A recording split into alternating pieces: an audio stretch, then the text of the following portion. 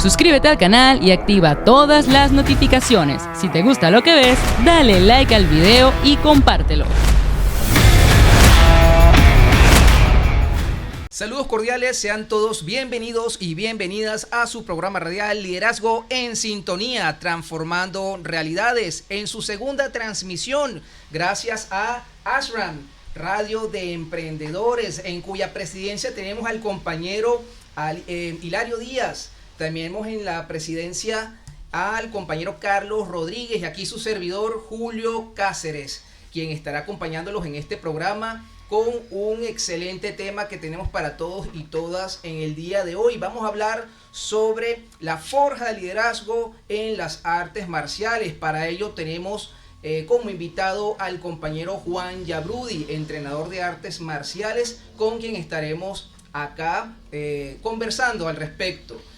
No sin antes recordar que Liderazgo en Sintonía es una plataforma transformadora que proyecta las voces de quienes generan progreso real en los ámbitos económicos, políticos, deportivos, sociales y culturales en Venezuela, bajo la premisa de que el liderazgo no es solo un cargo, sino la capacidad de influir en espacios y ofrecer herramientas y valores de alto impacto para convertir aspiraciones en resultados tangibles. Su propósito es empoderar a cada individuo para que domine su capacidad de influencia, rompa esquemas y se convierta en un agente de éxito autosuficiente en el competitivo entorno global en el cual vivimos. En función de eso, vamos a poner a disposición las cámaras y los micrófonos a nuestro invitado de honor en la tarde de hoy, Juan Carlos Yabrudi. Bienvenido, ¿cómo has estado? Este es tu espacio, bienvenido. Para que también a la audiencia que nos están sintonizando a través de las plataformas digitales de Ashram, así como el Liderazgo en Sintonía, te escuchen y nos comentes de ti, a qué te dedicas y en función de eso, bueno, iremos avanzando lo propio aquí en el programa. Los micrófonos son tuyos, hermano, bienvenido nuevamente. Muchas gracias por la oportunidad, por la invitación para compartir este espacio. Yendo al grano, soy profesor de artes marciales. 29 años practicando artes marciales, de esos 29, como 20 dando clases. Estudié filosofía. No digo que soy filósofo porque tener nivel de arrogancia demasiado grande. Y bueno, estamos acá para compartir nuestras perspectivas sobre no solo el tema del liderazgo y las artes marciales, sino aportar lo más profundamente que se pueda sobre el tema. Excelente, tengo entendido que tienes una escuela de artes marciales, más o menos cómo se orienta y a qué arte marcial más o menos se dedica y qué ofrece. Bien, nosotros principalmente nos dedicamos a la parte del taekwondo, la escuela fundacional de nosotros, pero también integrándonos a las nuevas dinámicas que se dan hoy en día, hemos generado un proyecto de artes marciales mixtas con un ecosistema de profesores. Las artes marciales mixtas no se trabajan individualmente, o sea, que un solo profesor tiene todo el conocimiento absoluto de todas las artes marciales integrales. No, necesitas un equipo de profesionales que tengan bien desarrollado su especialidad: boxeo, lucha, jiu-jitsu, taekwondo, muay thai. Todo eso lo trabajamos de manera integral con un grupo de profesores que tenemos y un ecosistema también de escuela. Excelente, maravilloso. Bueno, hablando de las artes marciales un poco ya para entrar en materia, si bien se han tejido muchos mitos, hay mucho desconocimiento realmente de lo que significa un arte marcial. Mucha gente o el gran público se limita a lo que a menudo ven en los eventos deportivos, esa competitividad que en apariencia proyectan las artes marciales, sobre todo a nivel olímpico, a nivel competitivo en general. Y también ese misticismo que se ha tejido en torno al mismo. Según tu experiencia, Juan, según a lo que te dedicas y lo que conoces en cuanto a la práctica y filosofía de las artes marciales, ¿cómo definirías tú las artes marciales? Tremenda pregunta. Fíjate, si nos vamos por lo que percibimos ahorita a nivel mediático, que tiene gran preponderancia en la subjetividad colectiva a nivel global, vemos toda una puesta en escena, un espectáculo, pero rara vez las personas lo perciben como un espectáculo. Más bien ven a estos personajes exponiendo su performance a nivel mediático y creen que eso es las artes marciales. ¿Me explico? Entonces, las artes marciales no son solo esta exposición de violencia, cual circo romano que tenemos ahorita, por lo menos con la UFC y varias empresas, que cuando uno lo caracteriza como empresa ya entiendes que tiene un objetivo de consumo. Muchos de esos grandes peleadores, McGregor, sobre todo los más occidentales, John Jones, McGregor, no son así en realidad. Ese es el personaje que ellos están proyectando en las aulas, ¿no? Y la gente consume esa perspectiva. Pero en realidad eso va mucho más allá. O sea, tienes esta perspectiva ahorita actual, ¿no? que es bastante superficial, que genera unos valores que no necesariamente son positivos para la sociedad. No es el objetivo de esa puesta en escena. Promover valores sociales o morales. El objetivo es el consumo.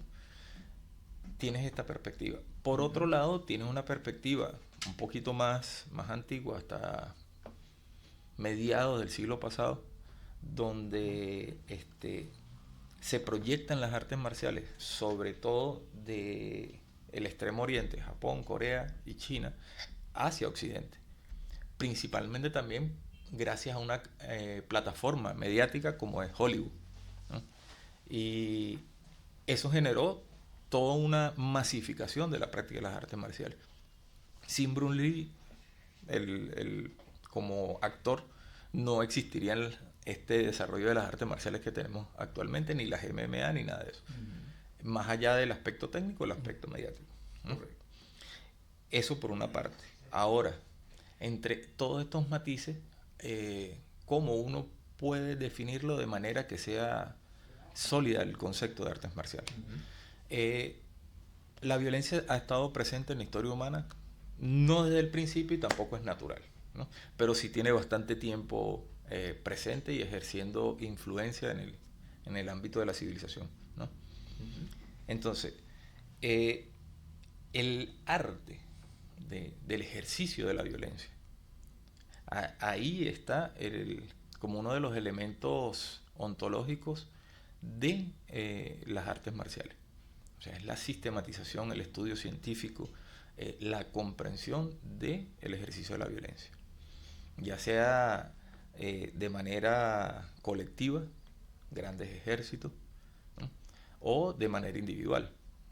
Entonces, cuando ya tenemos esto, podemos ver que es una búsqueda de garantizar individual o colectivamente la estabilidad y la seguridad de una agrupación o de una persona o de su familia ante un entorno que es inestable.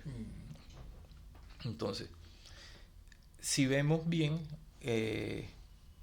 las artes marciales la practica toda cultura, ¿no? No existe una cultura humana o un grupo étnico que no tenga una forma de lucha. Ese es un primer elemento. Interesante. Incluso aplicado a Venezuela. Incluso aplicado a Venezuela. Allá voy a llegar. Por ejemplo, hay un tema sobre la transculturización que está implícita en las artes marciales. Aprendes una serie de movimientos, pero con conceptos, con una cultura detrás. Aprendes el idioma, ¿no? Japonés, coreano, chino. Pero cuando desarrollas, llegas a un grado como cinturón negro, conoces mucho de la cultura del país de origen y poco de la propia. A muchos nos sucedió, a mí en particular, que conocía como si hubiese habitado, me hubiese criado en Japón o en Corea, toda la cultura y el mito y la leyenda en torno a las artes marciales, y desconocía que los grupos étnicos originarios, los indígenas venezolanos, Yucpa, Guarao, Guayú,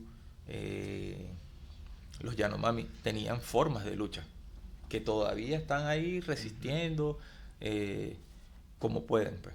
Pero entonces es una enajenación muy fuerte que tu identidad como artista marcial está desconectada de tu historia arraigada en el territorio, ¿no? Esa es una de las cosas. Entonces, bueno, ya podemos acuñar el término de artes marciales y ahí rescatando a Bruce Lee. Y el Bruce Lee no mediático, el Bruce Lee no de Hollywood, sino el Bruce Lee que estudió filosofía y que escribió filosofía. Ujú. Las artes marciales son una expresión cultural del cuerpo. O sea, tu cuerpo lo preparas para expresar una cultura y defender esa cultura también, ¿no? Entonces, el dominio, el conocimiento, la excelencia, o sea, llevar al límite de la perfección o buscar la perfección, ¿no? Nunca se logra. Del dominio del cuerpo es uno de los objetivos de las artes marciales. Contrario a lo que uno cree, el crecimiento no es hacia afuera. Ujú. Ese crecimiento hacia afuera es el que vemos en la UFC y toda esta Es cuestión lo que mediática. hay que desmitificar, Sí. también, socialmente hablando.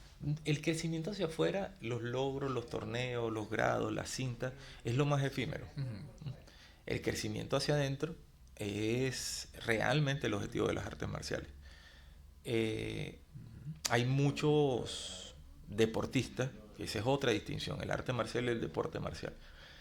Hay muchos deportistas, muchos atletas o artistas marciales que están dentro de este medio comercial que no representan ningún crecimiento ni ningunos valores, ¿no? Y lo que proyectan al público, sobre todo al público infantil, es prácticamente antivalores. Ujú. Esa competencia, imponerte al otro, la humillación, el desdén por el otro, ¿no? Ahí no hay ese crecimiento externo, o por lo menos no se proyecta, no es el objetivo de eso. Y la utilidad de ese crecimiento interno le ofrece al individuo, a las personas, a los practicantes, una base muy estable para enfrentar muchos de los retos cotidianos implícitos en la vida humana. Excelente, excelente. Bueno, bastante interesante el tema, sobre todo el trasfondo también filosófico, más allá de lo que generalmente consumimos a través de los medios de comunicación, sobre todo a nivel de espectáculos deportivos, de cómo se van generando esa tendencia, ¿no?, de utilizar un arte marcial para fines no loables, para fines que no van con ese crecimiento personal, ese crecimiento individual, pero que tiene también una proyección en lo social, que es el deber ser de todo arte marcial y todo proceso humano en general. Un poco vamos a hablar sobre ese dojo de la vida, entendiendo que solemos ver el crecimiento personal como algo teórico, ¿no? Pero en las artes marciales es puramente práctico. Ese crecimiento va consono con una práctica de ese arte marcial en concreto.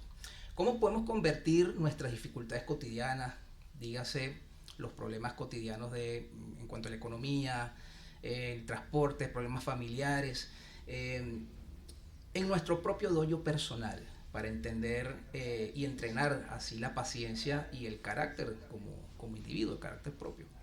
Fíjate, ahí en esa lucha que tengo por preservar el arte, pero tampoco repetir esa transculturización. Con la escuela de MMA al espacio de entrenamiento lo llamamos kumbe, ¿no? Entonces eso tiene significado. El dojo o doyan en coreano es el lugar donde se hace el arte, ¿no? El do es el camino, el arte, la ciencia, el estudio, el desarrollo. Y el yo o yang de doyan o dojo es un espacio, un lugar. Entonces, ese es el objetivo cultural y la función histórica cultural que tenía ese concepto o ese espacio en el marco de los países donde nace, ¿no? Okay. Dice, para nosotros, ¿cuál es la función que debería tener ese espacio, ¿no? Y el espacio no solo como el espacio físico, sino como el espacio mental también, ¿no? Para ir respondiendo a tu pregunta. Nosotros lo llamamos kumbe. Culturalmente el kumbe en la historia de la emancipación venezolana era el espacio donde negros y marrones iban se encontraban cuando se liberaban, ¿no? Entonces es un espacio de liberación, ¿no? Excelente. Entonces, perspectiva. Nuestro espacio de liberación no necesariamente tiene que ser un espacio físico. Cuando un practicante comienza, por lo general, muchos de los movimientos, muchas de las prácticas son en apariencia antinaturales y tienen la función de ser antinaturales o ser ciertamente incómodas para el practicante nuevo, justamente porque trata de abrir perspectiva, comprensión de los límites y potencialidades de nuestro cuerpo, ¿no? Entonces muchos practicantes en un principio pueden sentir frustración, van a sentir frustración, van a sentir estrés, van a sentirse limitados, van a descubrir su vulnerabilidad ante la técnica del otro más avanzado. Van a sentir, van a ir descubriendo sus propios límites, ¿no? Este proceso, ya sacándolo del tema técnico, para algo más mental, más introspectivo, ese proceso también lo vivimos de manera cotidiana o diariamente, en el sentido de que la realidad social no está dada a favor del individuo, ¿no? Sino busca más bien, vamos a decirlo así, la opresión del individuo, ¿no? Entonces, luchar contra una fuerza tan grande no es algo que se va a lograr fácilmente.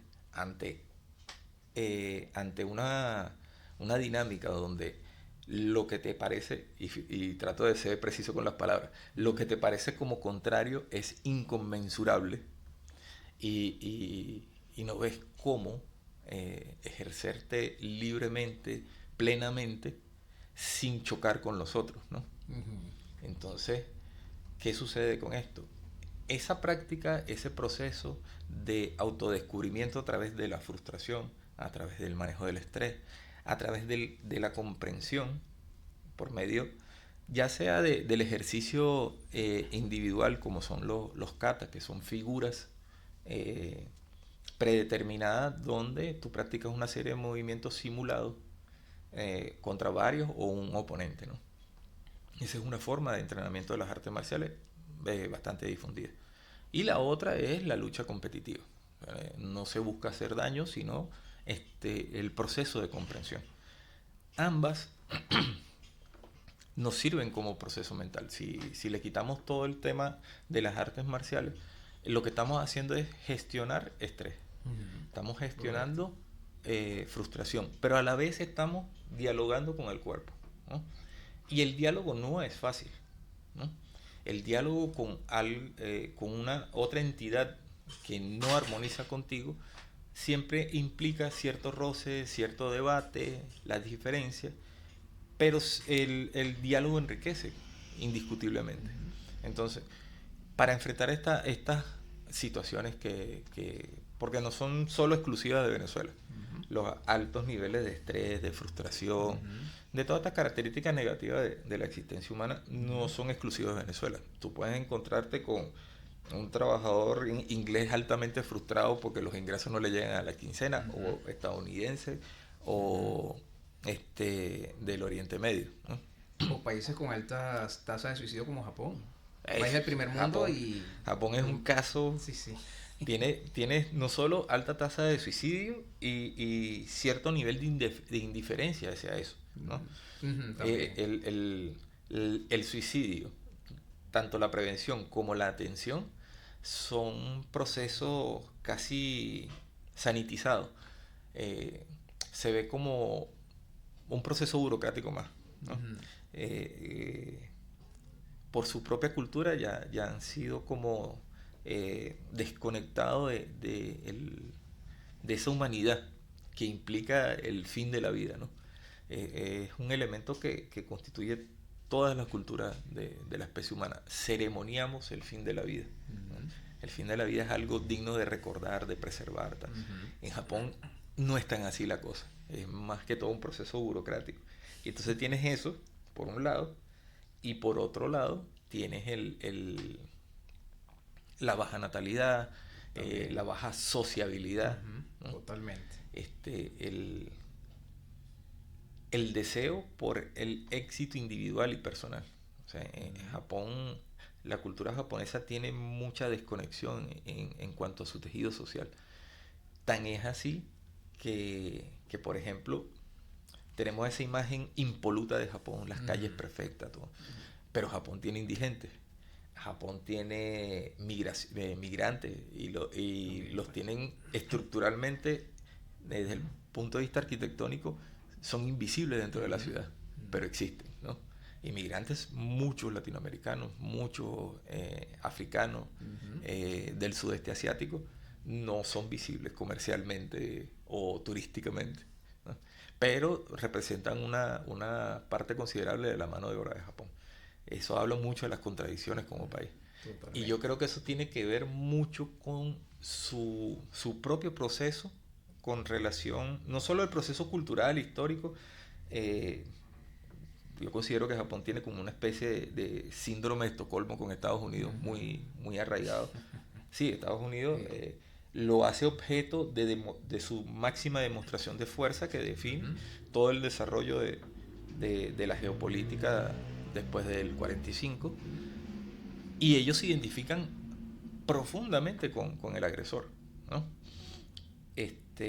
Quizás también la contradicción con el agresor no sería tan saludable para Japón. Por otra parte, las artes marciales, sobre todo en Japón, que fue como una plataforma para la difusión a nivel occidental. Hay como un momento a finales entre el siglo XIX y XX, cuando la restauración Meiji viene la prohibición del uso de armas, tratando de desaparecer como clase social a los samuráis. Correcto. Que se ha idealizado demasiado a los samuráis. Los samuráis era una estructura feudal militar. Tanto así que desplazaban al emperador como figura administrativa, operativa, y quedaba simple y llanamente como un símbolo, mientras el poder real lo tenían eran los militares.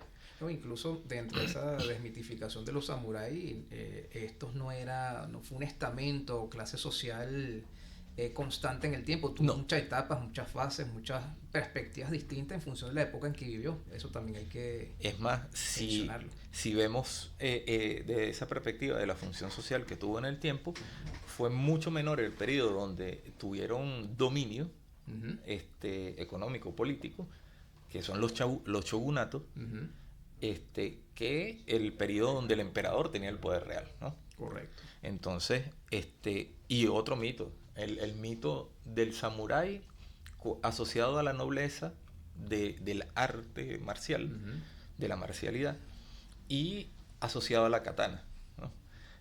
Los samuráis apenas vieron a los portugueses cuando llegaron, que fueron los primeros occidentales, disparando cañones de pólvora, automáticamente integraron los cañones de pólvora a toda la estructura militar de ellos. Por ejemplo, películas como El último samurái te muestran ya entrado el siglo XX con ya armas bastante desarrolladas, técnicas, sobre todo armas de cartucho. Te muestran unos samuráis que no sabían, que lo veían como una cuestión casi que mística a las armas. Y ya ahí Japón tenía como unos 200, 300 años de conocimiento y desarrollo de técnicas de armas de fuego, ¿no? Entonces ahí te crean un mito que niega totalmente el proceso histórico real. Y con esos mitos es que nos alimentamos nosotros nuestra perspectiva de las artes marciales. Interesantísimo, estamos abordando el tema de la forja de liderazgo en las artes marciales y mira, estamos tocando no solamente temas filosóficos, sino también históricos que atañen a esta tertulia, esta conversa que tenemos hoy con nuestro invitado.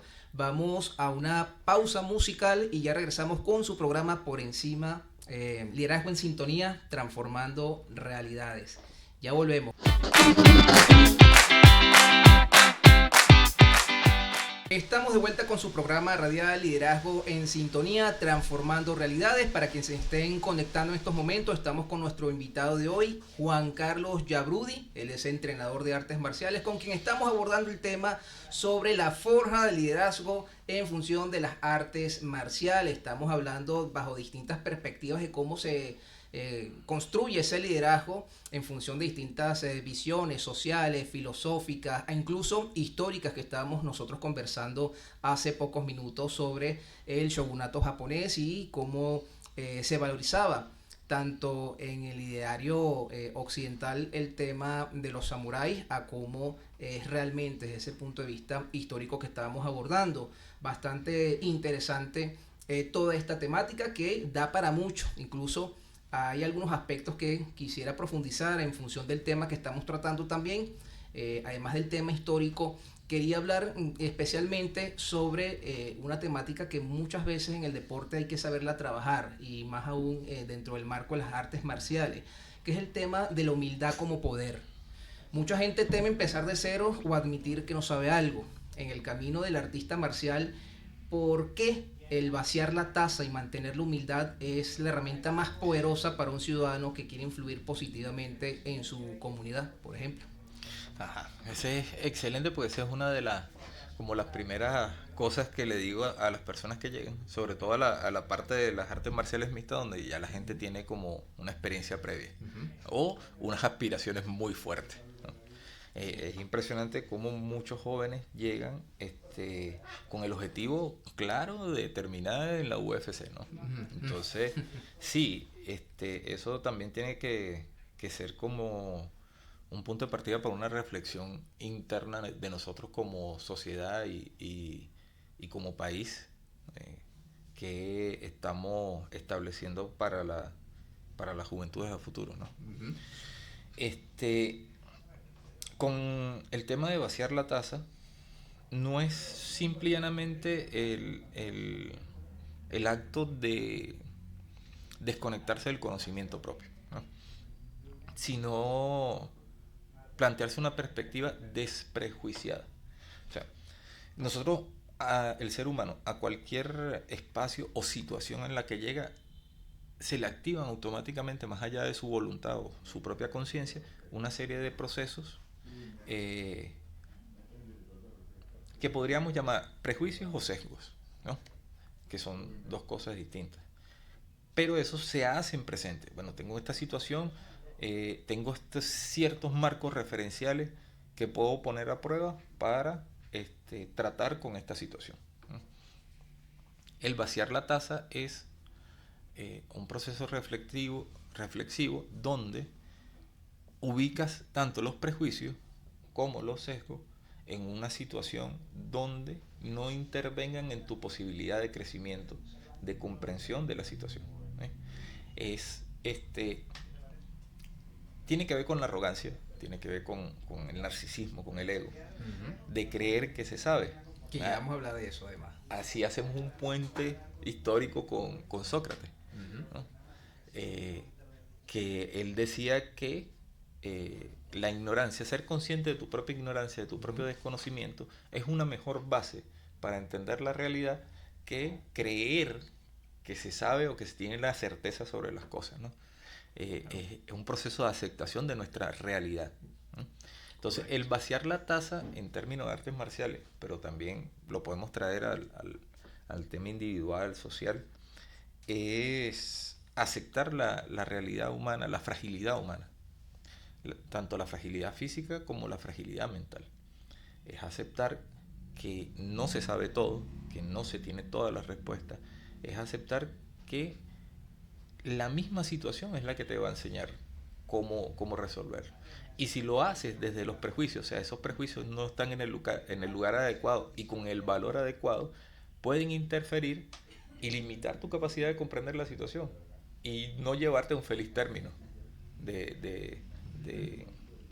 del proceso, sea un problema, sea un proyecto, uh-huh, hasta simplemente un diálogo con otra persona, una relación, todo interacción humana, están presentes siempre prejuicios y sesgos, ¿no? Pero no siempre tenemos esa capacidad autocrítica de decir, no, bueno, mira, los prejuicios no son eficientes, no me sirven para la realidad. Entonces, el acto de vaciar la taza, ya en el contexto de las artes marciales, te vuelve sencillo. Yo no utilizo la palabra humilde por su raíz latina de humiliare, uh-huh, de humillarse ante, uh-huh, el otro, que tiene un contexto muy feudal. Uh-huh. Entonces, como que desvirtúa un poquito la realidad detrás del acto de desnudarse y aceptarse vulnerable, ¿no? El ser sencillo, o sea, ese vaciar la taza es aceptar la sencillez que tenemos en el espacio de entrenamiento, en el dojo, vamos a utilizar esa palabra. en el Cumbe, todos somos iguales. Tú puedes venir de unas condiciones económicas superiores a la del compañero que tienes al lado, pero eso no va a incidir, no va a cambiar esa situación, ¿no?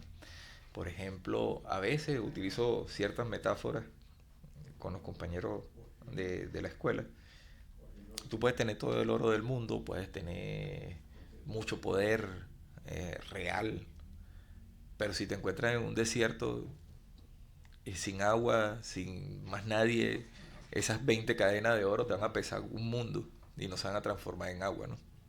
Ahí es mucho más valioso el conocimiento que tengas del terreno, de la situación, de cómo resolver, cómo conseguir agua o cómo sobrevivir los animales ahí. El conocimiento es mucho más valioso que la posesión material.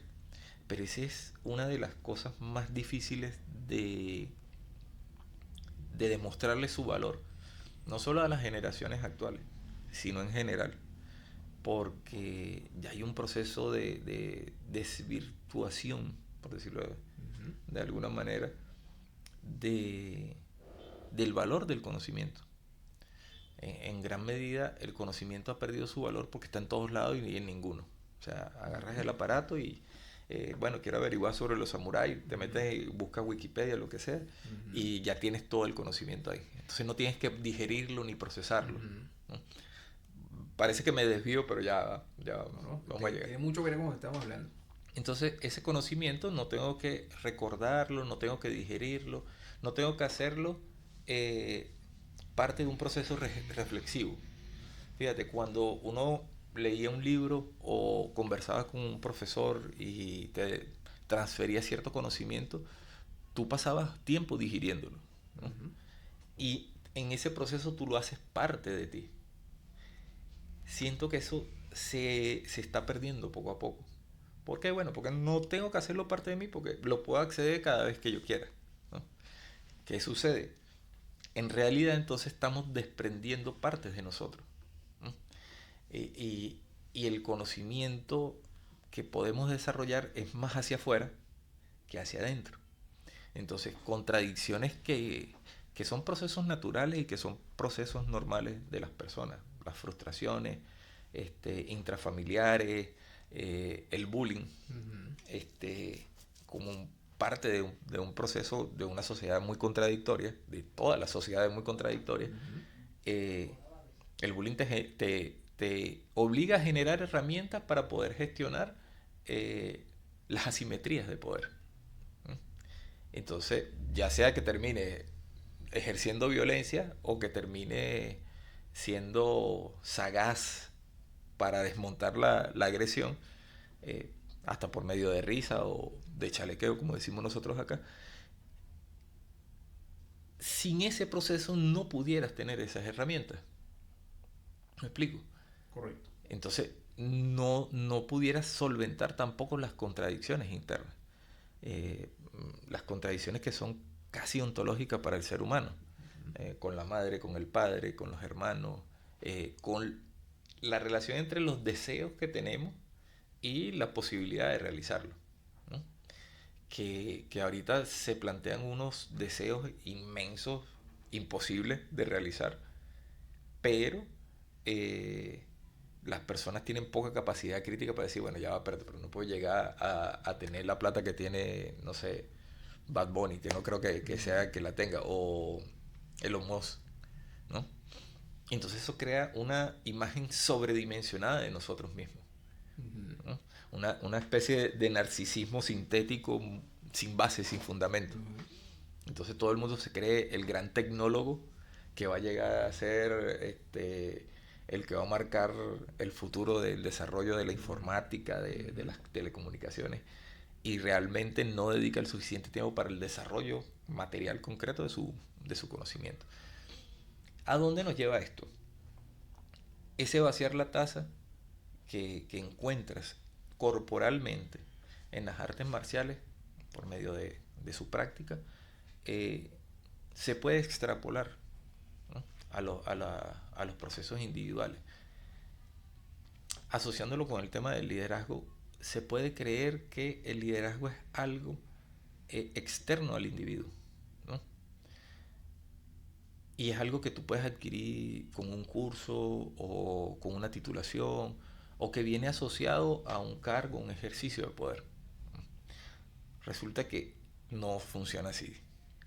El liderazgo es el proceso, y aquí me voy a poner muy filosófico, es un proceso donde en discusión contigo mismo vences al ego, esa imagen sobredimensionada, y puedes aceptarte con tus negatividades y con tus potencialidades tal como eres y apreciar eso, apreciar esa relación entre lo negativo y lo positivo.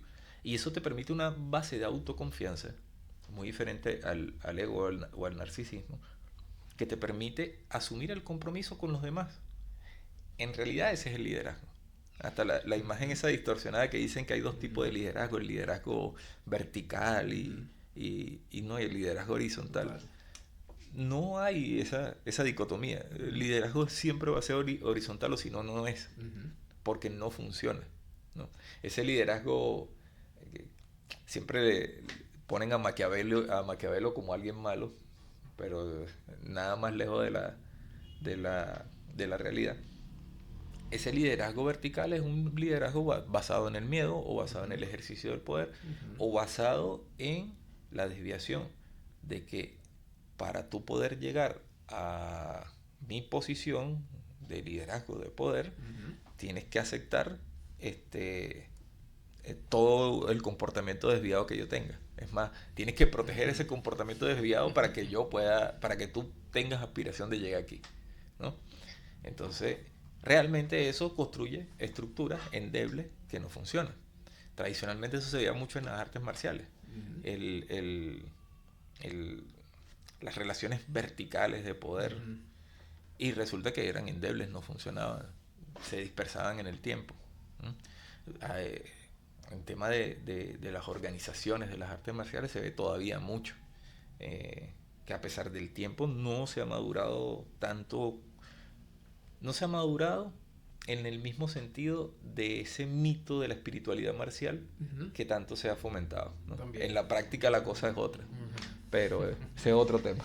Caramba, pero bastante interesante el tema que estamos abordando con nuestro invitado Juan Carlos Yabrudi, entrenador de artes marciales, con quien estamos abordando el tema de la forja de liderazgo en el arte o en las artes marciales.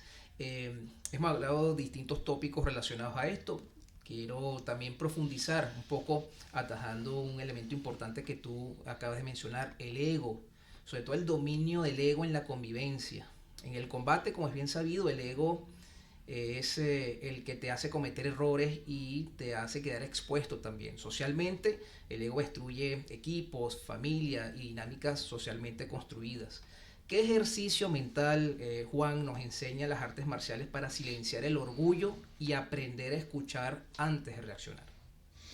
Mira, a mí me ha pasado que en muchos aspectos he venido a comprender. Han pasado 20 y tantos años, más de 2 décadas, y ahora es que vengo a entender muchas cosas de las artes marciales. Es un proceso lento, pero no necesariamente lento para todos por igual, ¿no? La verdad es que es impresionante que estas últimas generaciones tienen unas cualidades para avanzar y digerir cosas que a uno le llevaron más tiempo, ¿no? Entonces, fíjate, en cuanto al tema que me viene diciendo, me perdí un poquito, disculpa. Sí, estamos hablando sobre el ego y la convivencia y qué herramientas hay para poder trabajar y silenciar el orgullo y aprender a escuchar antes que reaccionar. Exacto. Fíjate, mira. Las artes marciales, en inicio, el practicante cuando llega es con violencia, ¿no? A veces usan fuerza excesiva, no se miden, hasta llegan a utilizar niveles de fuerza que les hace daño a su propio cuerpo, ¿no? Es parte del proceso de conocimiento. ¿Qué sucede? Cuando tú te enfrentas a otra persona, en esos términos y en términos generales. Por ejemplo, voy a hacer mucha referencia a la UFC sin ánimo de hacerle promoción comercial. Si quieres, tenlo allí pendiente mientras retornamos de una pausa musical y seguimos conversando el tema de la forja de liderazgo en las artes marciales, a propósito de la presencia de nuestro invitado aquí en los estudios, Juan Carlos Yabrudi. Ya volvemos.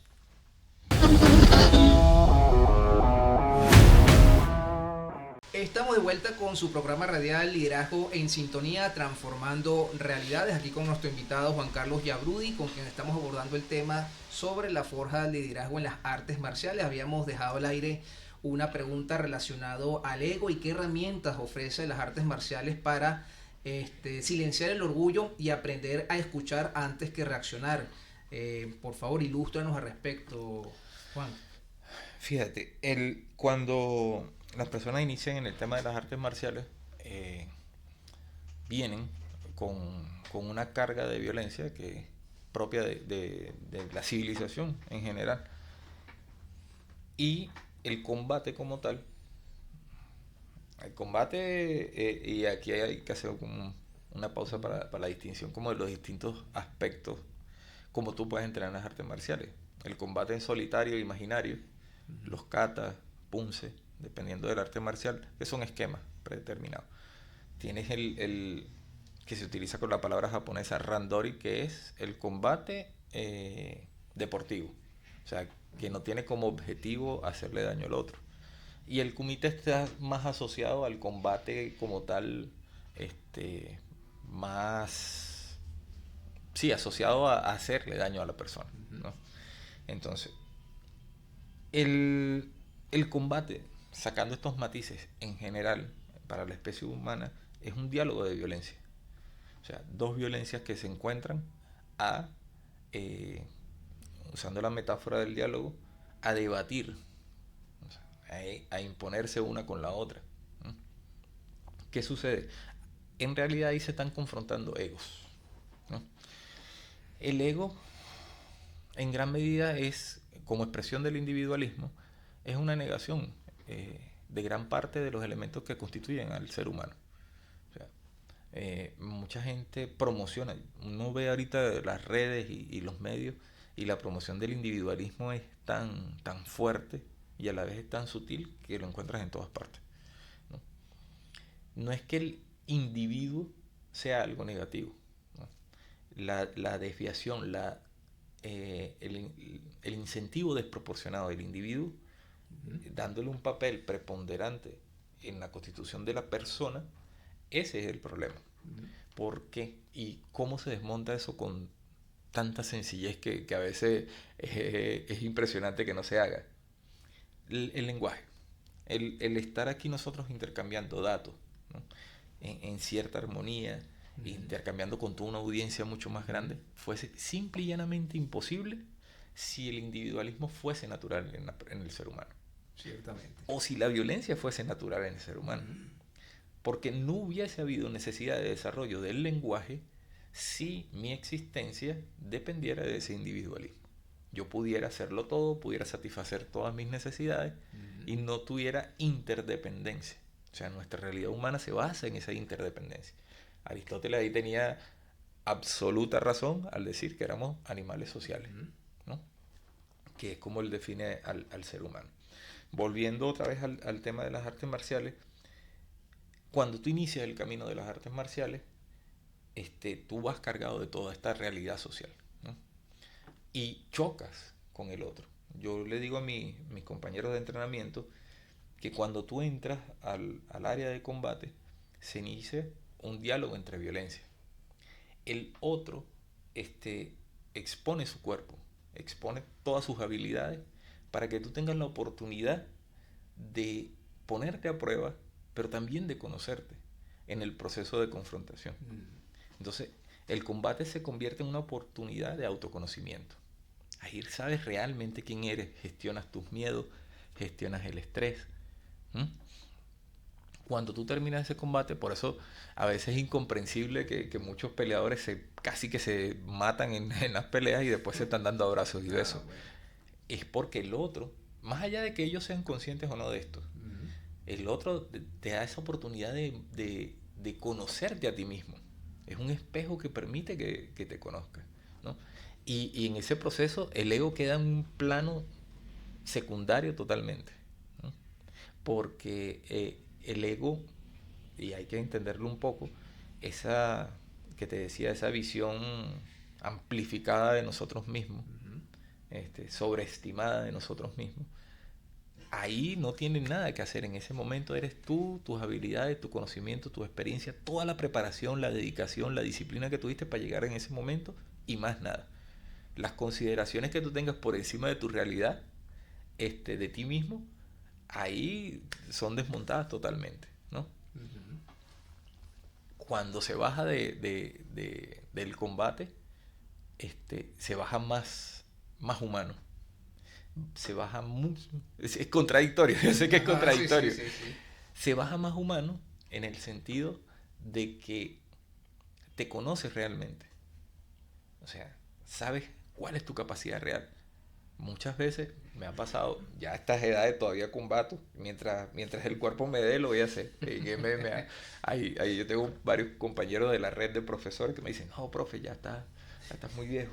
Y yo, mira, mientras pueda, yo le voy a dar porque me siento pleno en el acto de combate, me siento feliz. O sea, tú sientes que no solo la experiencia que tienes, la puedes poner en práctica, sino que te sientes libre en el acto de combate. Y que en una civilización tú te sientas libre por medio del combate, que tiene un contenido de violencia, eso tiene que invitar a un cuestionamiento de nuestra civilización y hacia dónde va, ¿no? Ya en términos civilizatorios, en términos de especie, por decirlo de alguna manera. Mucho estigma se le ha hecho a las propuestas políticas, filosóficas que son contrarias a lo establecido. Llamémoslo comunismo contra capitalismo, o el mismo ecologismo es contrario al capitalismo o a la civilización preponderante. Entonces, no se trata de un tema ni de postura ecológica o política partidista, es un problema de especie el que enfrentamos, ¿no? Que tú te sientas feliz en un espacio donde simbólicamente, por lo menos, el acto es la destrucción del otro, ¿no? Aunque en la práctica no lo es. Por eso se usan guantes, por eso hay reglas. Si tú ves los combates más arcaicos de las artes marciales, eran bastante violentos. Es más, muchas artes marciales prácticamente no tenían combate para evitar las lesiones. Sí. Por ejemplo, la función del arte marcial en la cultura griega en particular. De los Juegos Olímpicos, uno ahorita tiene una imagen de deporte, pero los Juegos Olímpicos tenían la función de demostrar y poder ver los reyes el nivel de las habilidades bélicas de las comunidades de no sé, los espartanos, los atenienses, los efesios. Ahí ellos demostraban su calidad técnica, su calidad militar. Si ves los deportes clásicos olímpicos, todos están asociados a las técnicas bélicas de la época, ¿no? Y no me acuerdo cómo se llama el francés que lo revive, los Juegos Olímpicos modernos. Él integra un montón de artes marciales o de técnicas bélicas, como la esgrima o el tiro, lo integra, porque la perspectiva era netamente militar, ¿no? Entonces ya en nuestros días uno no asocia el salto de garrocha con una guerra, no, cuando originalmente sí. Claro. O el lanzamiento de martillo. Quizá el lanzamiento de jabalina y arco y flecha sí, está más fácil asociar. Pero eso eran técnicas bélicas de esa época. Entonces, retomando el tema, yo creo que desde el punto de vista reflexivo, ese confrontarse es útil para cualquier persona, ¿no? Quizás no todas las personas se sienten atraídas por las artes marciales o se ven practicando artes marciales, ¿no? A pesar de que hay una variedad grandísima. Una de las artes marciales muy entre comillas, como el aikido, que fue diseñada justamente para que no hubiese tanta violencia, ¿no?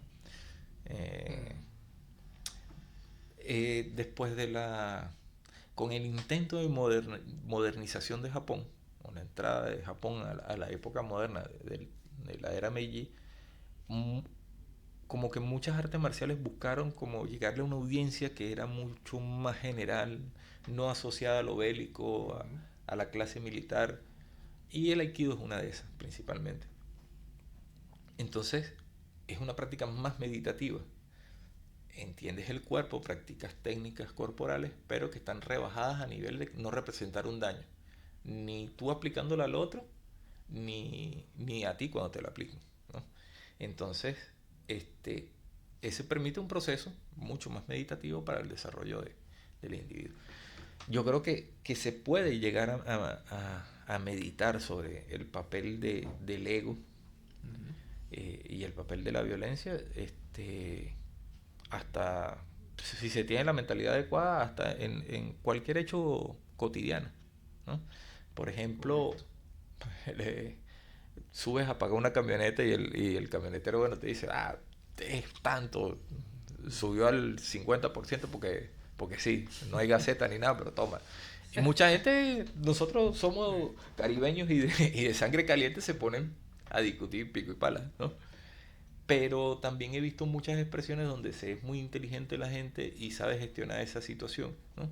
Y se genera un proceso de empatía. Pero a veces por arrogancia, por el ego, ninguno quiere aceptar, bueno, está bien, yo sé que la situación, el camionetero, yo sé que la situación está fregada, dame lo que tienes y ya, ¿eh? Esa es una forma de solventar, pero como no lo hacemos parte de un proceso reflexivo, no somos conscientes y no nos apropiamos de ese conocimiento, ¿no? Pero yo creo que hasta con las prácticas de las formas preconcebidas, se pueden hacer ejercicios meditativos para uno hacerse más consciente de la relación de nuestra persona con el ego, ¿no? Y siempre hago la distinción, ego no es autoestima. La autoestima es aceptarte con tus negatividades, con tus frustraciones, con tus luchas internas, pero también con tus aciertos, con tus cosas positivas.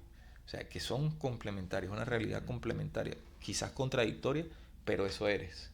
Y con eso puedes gestionar tu existencia, ¿no? En cambio, el ego es, soy superior, me la sé toda, una distorsión total de nuestra posibilidad, y eso lleva a muchos errores, a muchos fallos. Es así. Es lo que hablábamos. No, excelente. De verdad que el tema de hoy, súper interesante. Quiero aprovechar esta ocasión delante de la audiencia que nos está sintonizando en estos momentos de liderazgo en sintonía a través de las plataformas de Ashram, la radio de emprendedores. Sé que hay muchos temas que abordar todavía respecto a las artes marciales, también el conocer el liderazgo y cómo se construye en torno a dichas artes, por lo que quiero formalmente y delante de todos hacerte ya a futuro una nueva invitación para una segunda parte de este tema. Queda mucho de qué hablar, hay mucha tela que cortar y sé que nuestra audiencia lo va a disfrutar y se va a nutrir con las luces que nos proporciona el compañero Juan Yabrudi a la luz de su experiencia como entrenador de artes marciales y también estudioso de la filosofía que aplica tanto lo académico como lo práctico y lo que tiene que ver con el crecimiento de vida dentro de las artes marciales. De verdad que supremamente agradecido por haberte dado un tiempo para acompañarnos. Estos son tus espacios, bienvenido siempre. Te voy a hacer una invitación nuevamente para un próximo encuentro en función de tu itinerario. Vamos a coordinar para seguir avanzando en este tema, porque no me quedo con esto solamente. Quiero además de cubrir con las temáticas que vamos a abordar, también sé que hay muchos elementos que aportar para esa gran audiencia que nos sintonizan acá. Gracias, Juan. ¿Alguna reflexión final para nuestra audiencia, para la juventud, para la sociedad en general, en torno al liderazgo aplicado a las artes marciales, hermano, brevemente? Mira, yo creo que las artes marciales bien llevadas, o la mejor versión posible de las artes marciales, tiene una función social importante para nuestras comunidades, para nuestra sociedad, para la nación como tal. No solo gestionar el tema de la frustración o los retos que podemos tener en nuestra vida cotidiana, sino también en la reconstrucción de procesos de integración, ¿no? No solo individual, sino grupal. El potencial de construcción de liderazgo de las artes marciales, yo creo que es intrínseco a la misma práctica, ¿no? Muchos de los jóvenes que yo he visto que se forman en el tema de las artes marciales, te los encuentras 15 años después siendo unas personas útiles a la sociedad. Que ese es el objetivo definitivo de la enseñanza de las artes marciales. Que de ahí surjan personas que sean útiles para los otros, ¿no? No en el sentido de serviciales, ¿no? Sino que entiendan la importancia de su papel para que la sociedad crezca, madure, el aporte que le hacemos a la sociedad, el aporte responsable. Yo creo que el potencial, más allá, o sea, de la experiencia como tal de las artes marciales trayéndolo a otro, es muy reflexivo, en el sentido de que a veces somos muy impulsivos en nuestras relaciones cotidianas o en las situaciones que enfrentamos, y hasta ejercicios tan simples como respirar profundamente, aguantar la respiración un momento y después soltar, ¿no? Que eso viene asociado al grito dentro de las artes marciales, que eso dispara una serie de procesos neuropsicológicos muy, muy valiosos para el individuo. Yo creo que son cosas que hay que tratar de rescatar, pues, hasta para las formas de liderazgo más simples, más básicas, ¿no? Que el liderazgo en nuestra casa, en nuestra familia, en nuestras comunidades o nuestros entornos de trabajo. Todo basado en el respeto, en ese autoconocimiento, en esa autoestima propia y la conexión con la empatía, reconociendo el otro, ¿no? En ese conflicto, el otro se convierte en un espejo que posibilita conocerte a fondo a ti mismo, ¿no?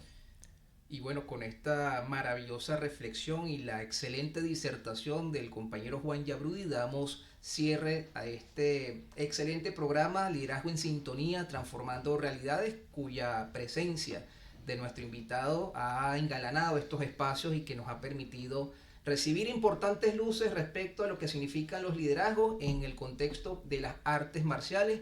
Me comprometo a invitar nuevamente más adelante al compañero Juan para seguir continuando esta interesantísima temática. Así damos entonces cierre a este programa gracias a las plataformas de ASRAM, la radio de los emprendedores, cuya presidencia está a cargo del compañero Hilario Ruiz. En la dirección está Carlos Rodríguez, saludos para Carlos, y aquí su servidor Julio Cáceres, que estaré en este y muchos otros programas acompañándolos y trayéndoles interesantísimos temas que tributen a esta plataforma transformadora que proyecta voces de quienes generan progreso real en los ámbitos económicos, políticos, deportivos, social y culturales en Venezuela, bajo la premisa de que el liderazgo no es solo un cargo, sino la capacidad de influir. El espacio ofrece herramientas y valores de alto impacto para convertir aspiraciones en resultados tangibles. El propósito de este programa es empoderar a cada individuo para que domine su capacidad de influencia, rompa esquemas y se convierta en un agente de éxito autosuficiente en el competitivo entorno global en que vivimos. Así pues, damos cierre a este programa, no sin antes invitarlos a que se conectan a las redes sociales de Liderazgo en Sintonía, así como de ASRAM, la radio emprendedores, y también las redes sociales del compañero Juan y de su escuela, que estaremos compartiendo también por medio de las plataformas que así tenemos habilitadas. Bueno, un fuerte abrazo, gracias por sintonizarnos, nos vemos la próxima semana en su espacio Liderazgo en Sintonía, Transformando Realidades. Feliz tarde. Ya que te gustó el programa, suscríbete al canal y compártelo con tus amigos. También puedes visitarnos por asramhogardeemprendedores.com y allí vas a poder ver toda la programación que tenemos para ti.